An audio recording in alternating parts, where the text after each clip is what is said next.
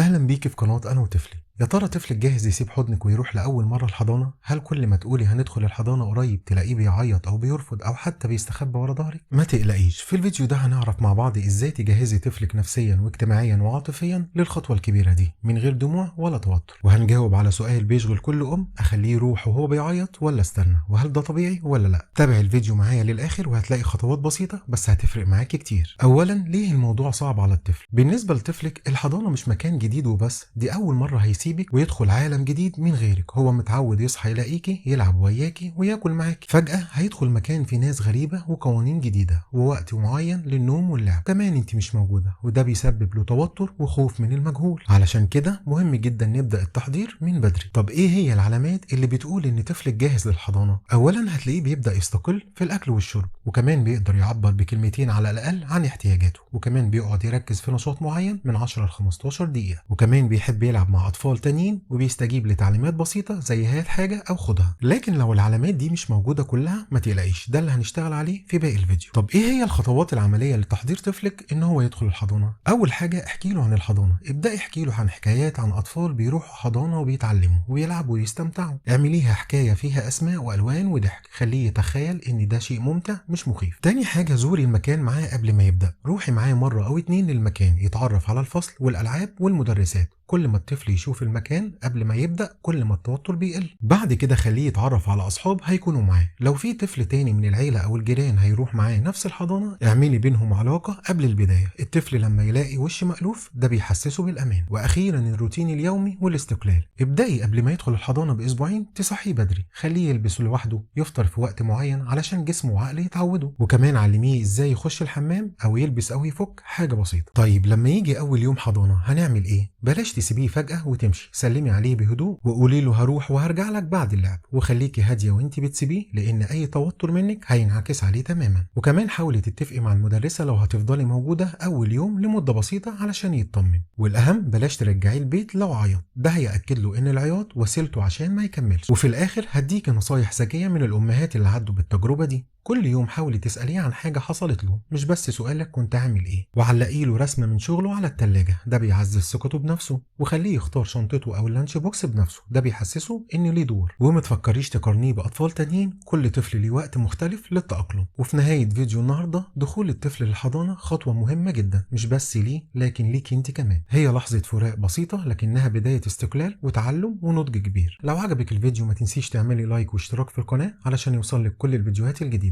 واشوفكم على خير في الفيديو اللي جاي.